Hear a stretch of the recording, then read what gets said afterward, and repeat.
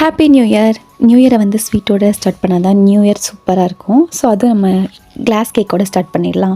அதுக்காக 2 எக் எடுத்துக்கோங்க. ஸோ எக்கை வந்து நல்லா பிளெண்ட் பண்ணதுக்கப்புறம் நம்ம வந்து இங்கே 1 கப் ஆஃப் மைதா தான் ஆட் பண்ணியிருக்கோம். ஸோ நம்ம வந்து இங்கே 2 கிளாஸ் தானே பண்ண போகிறோம். இப்போ அதனால் 1 கப் மைதா சனஃபாக இருக்கும். அதுக்கப்புறம் வெனிலா எசன்ஸ் ஆட் பண்ணிக்கோங்க 5 drops and baking soda add பண்ணிக்கோங்க. அண்ட் சுகர், தேவையான அளவு சுகர் ஆட் பண்ணிக்கோங்க. ஆட் பண்ணதுக்கப்புறம் மில்க் ஆட் பண்ணுங்கள். மில்க் ஆட் பண்ணி நல்லா பிளெண்ட் பண்ணிக்கோங்க. நல்லா பிளெண்ட் பண்ண ஒரு ஸ்ட்ரக்சரில் வரும். ஸோ இந்த மாதிரி ஸ்ட்ரக்சர் வந்ததுக்கப்புறம் எந்த கிளாஸில் வைக்கிறீங்களோ ஸோ அந்த 2 கிளாஸ் எடுத்துக்கோங்க. எடுத்து அதில் ஆஃபாக ஊற்றினா போதும், ஃபுல்லாக ஊற்றக்கூடாது. ஸோ அது பொங்கி வெளியே வந்துடும். அதை ஊற்றி வச்சதுக்கப்புறம் ஹாட் வாட்டரில் வந்துட்டு ஸோ நார்மலாக ரொம்ப கொதிக்க வேணாம், நார்மல் சூடானதுக்கப்புறம் அந்த 2 கிளாஸ் நம்ம ஊற்றி வச்ச கிளாஸை வந்துட்டு எடுத்து உள்ளே வச்சுக்கோங்க.